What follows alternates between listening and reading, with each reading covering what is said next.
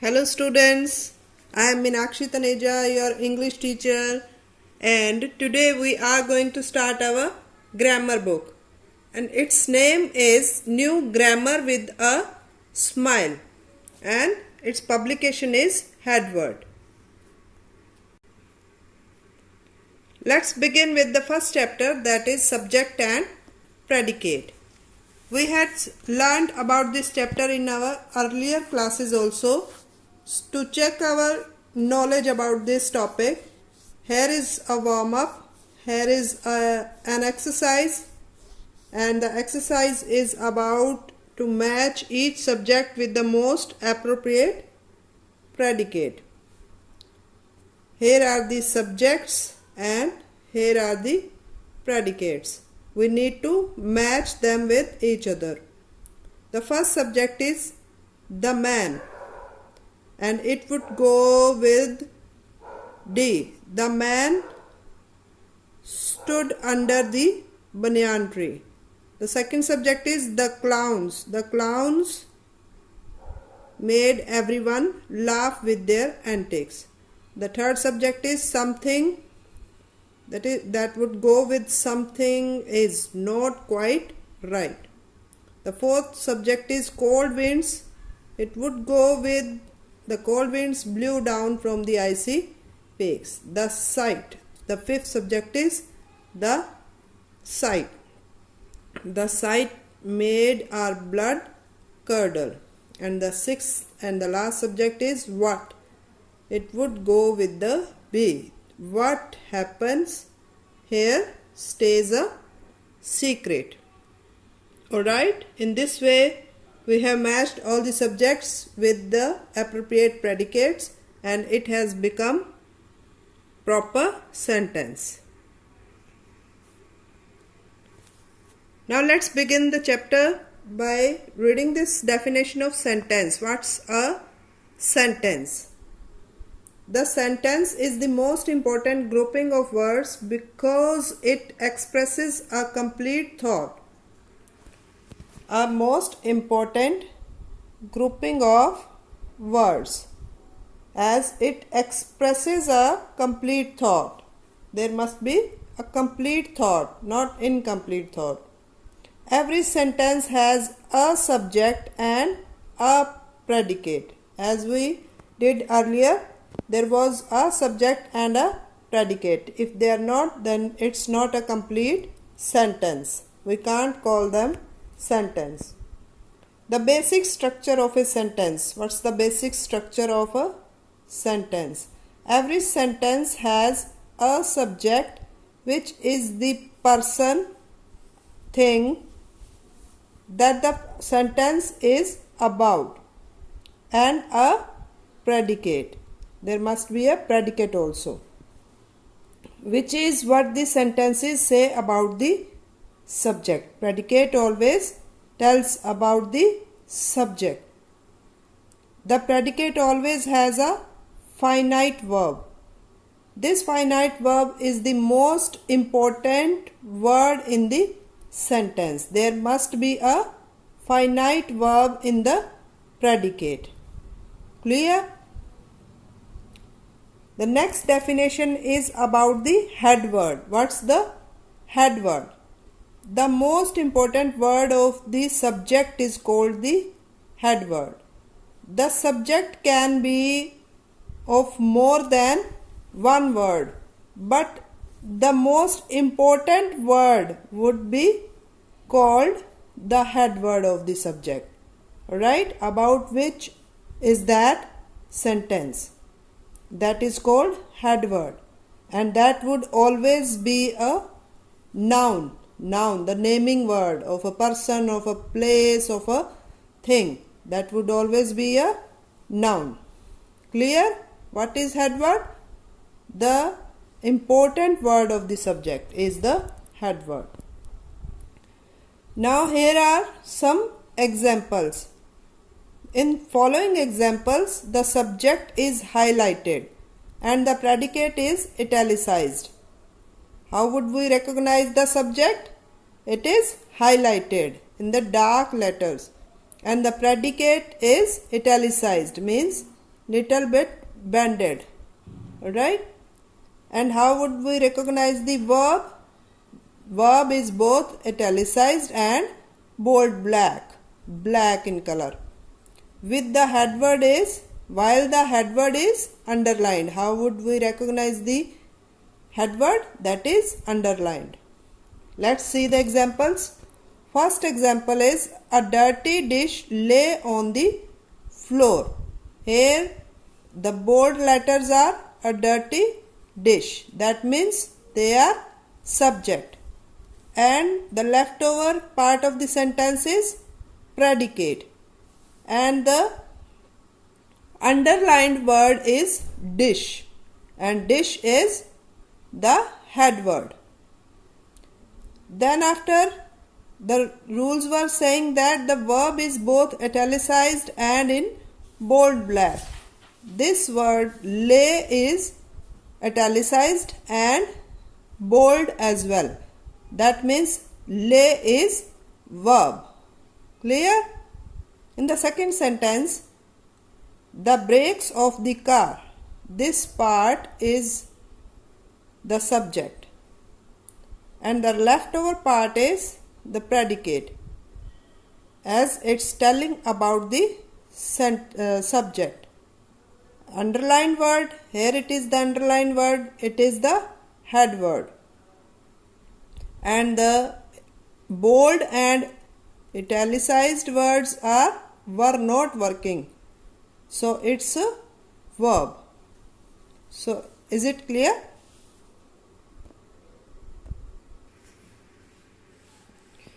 The third and the fourth example, let's read out them. The dog barked. Here we need to note down that the predicate may consist of just the finite verb and nothing else. Here predicate is only the finite verb. The predicate is only the finite verb. In the fourth sentence, something was worrying them yesterday.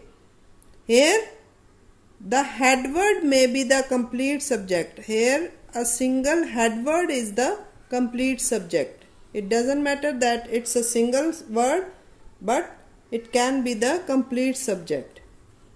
Clear?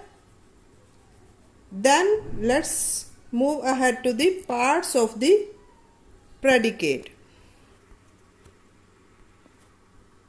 Saying that for certain nouns or noun-like words, expressions that are pronouns, noun infinitives, gerunds, noun phrases or noun clauses in the predicate of a sentence are of extreme importance. Now they are talking about direct object and indirect object. In a sentence, there may be direct object and indirect object as well. The direct object of the verb is mostly a thing, and the answers of the question introduced by what. The word that would give the answer of what would be the direct object. And indirect object of the verb is mostly a person. Mostly a person. And answers the question introduced by whom. The word that would give the answer of whom would be the indirect object. And next is a noun or noun-like word or expression which follows a preposition is called an object of that preposition or a prepositional object. You will more understand it more with the help of this example.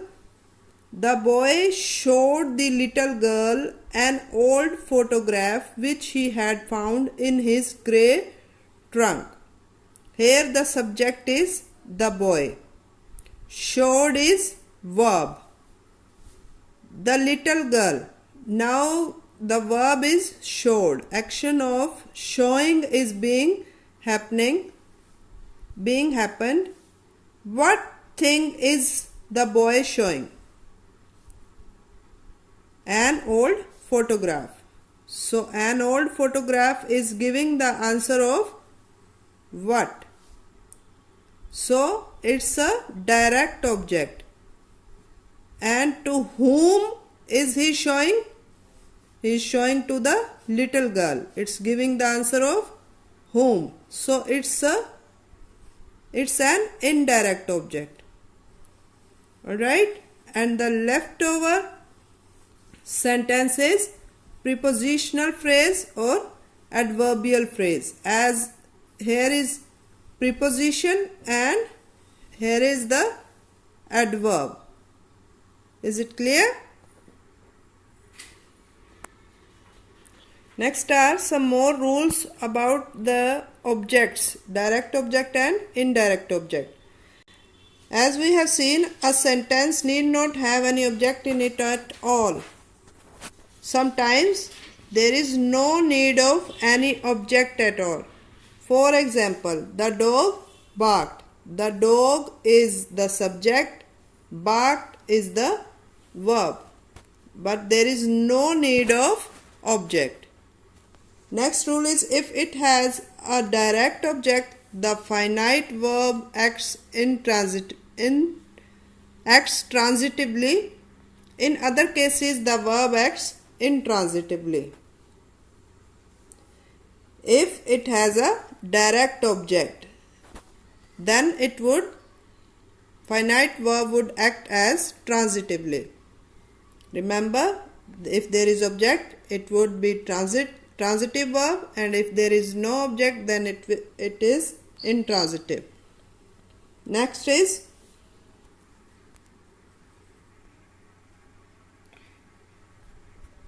if a sentence has a direct object, then it may not have an indirect object. For example, he bought a pen.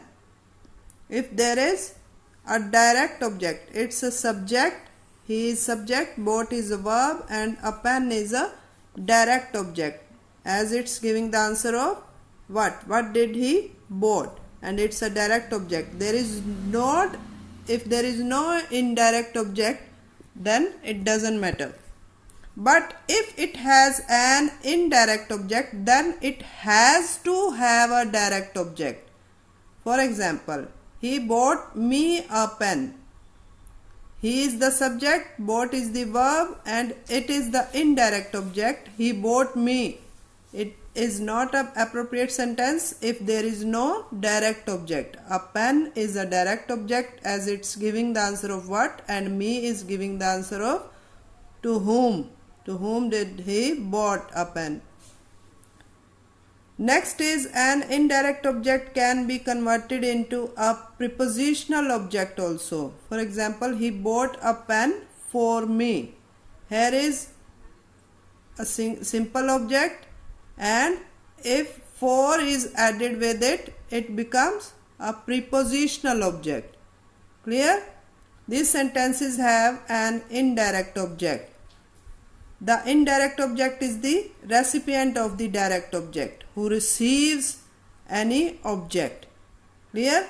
Here me is the recipient.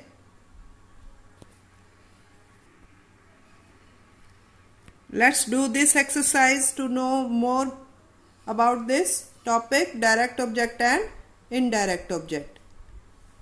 Write DO about the direct object and IO for the indirect object in these sentences. Write NO for sentences where there is no object.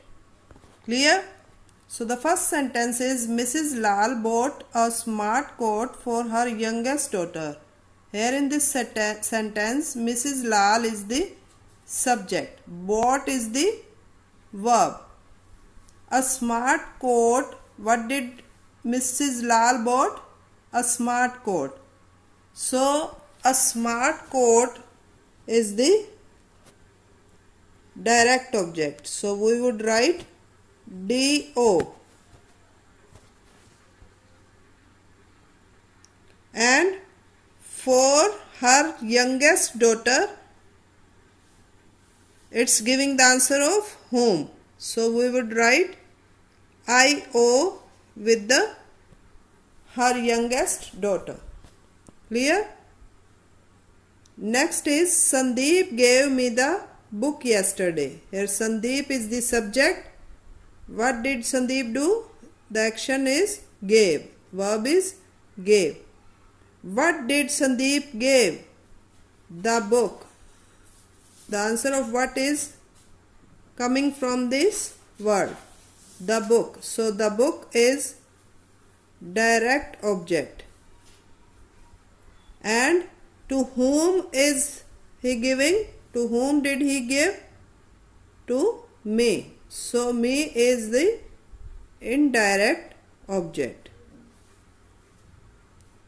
Next is Johnson drove the car. Johnson is the subject, drove is the verb, and what did Johnson drove?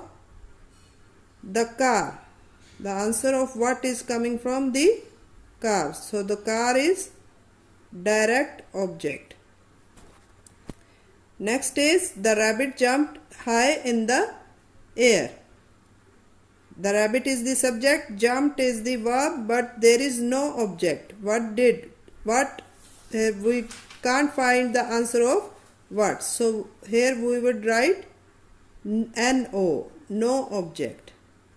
Clear? Next is Nitin sang a song for his friend. Here Nitin is subject, action is sang. What did he sang? A song. So a song is direct object. Whom, for whom? He sang for his friend, and it's the indirect object. Next is give me that box at once. Me is the indirect object. What's answer is that box. So that box is direct object. Clear? Next is the flowers that were given to Bonnie by Sukhi have withered. What did Sukhi give? The flowers. So the flowers are direct object. And to whom did Sukhi give? Bonnie. Whom's answer is coming from the Bonnie. So Bonnie is indirect object. Next is the shark swished its tail. The shark is the subject, swished its tail. Its tail. What did she swished? Its tail. So its tail is the direct object. And here is no indirect object. Clear?